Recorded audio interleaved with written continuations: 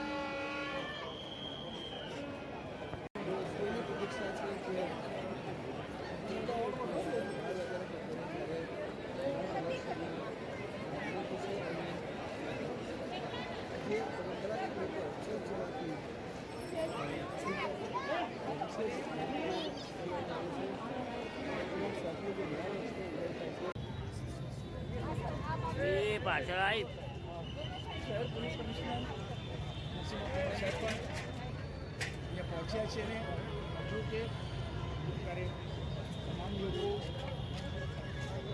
મહિલા શહેરના જળવાઈ પણ અત્યારે પહોંચ્યા છે અને તેઓ દ્વારા નવા વર્ષની ઉજવણી કરી રહ્યા છે। આપણે છેલ્લા કેટલાક દિવસોથી આ દિવસની પૂર્વ તૈયારી રૂપે પોલીસ વિભાગ મહેનત કરી હતી। આજે તમે જોઈ શકશો ખૂબ મોટી સંખ્યામાં આ સદર બજાર વિસ્તારમાં લોકો ભેગા થયા છે। 1-2 કલાક બાકી છે તો 24:00 વર્ષ પૂર્ણ થાય અને વર્ષ 2025ને સ્વાગત કરવા માટે કડે પગે ઊભા છે। તો જે ઉત્સાહ, જે ઉમંગ સાથે નાના બાળકો, સ્ત્રી પુરુષો અને વરિષ્ઠ નાગરિકો અહીંયા જે એમના માહોલ જોવા મળ્યું છે, એમના મનમાં એક સુરક્ષાનો ભાવના છે અને ભવિષ્ય માટે એક સુંદર સપનાનું જે ચિત્ર પણ દેખાય છે। તો માનું છું કે આજે જે નવા વર્ષના સ્વાગત માટે ઊભા દરેક શહેરવાસીના મનમાં કદાચ અપેક્ષા છે, વિશ્વાસ છે કે આવતા વર્ષ એમના માટે સુખ સમૃદ્ધિ અને સફળતા લાવશે। તો પોલીસ કમિશનર તરીકે આપણા સમગ્ર વિભાગ તરફથી દરેક નાગરિકને ખૂબ ખૂબ શુભેચ્છાઓ પાઠવું છું અને દરેકને એમના સપના સાકાર થાય, નવા વર્ષ એમના માટે સુખ સમૃદ્ધિ અને સફળતા લાવે એવા આશા રાખું છું અને સાથે સાથે નાગરિકોના સાથ સહકાર બની રહે, જેથી કરીને પોલીસ વિભાગ શહેરજનોના સુરક્ષા અને સલામતી માટે સફળતાપૂર્ણ સેવા પૂરી પાડી શકે। આભાર। વડોદરાના સમાચાર જુઓ તથા આપણી ચેનલને સબસ્ક્રાઇબ કરો અથવા સંપર્ક કરો।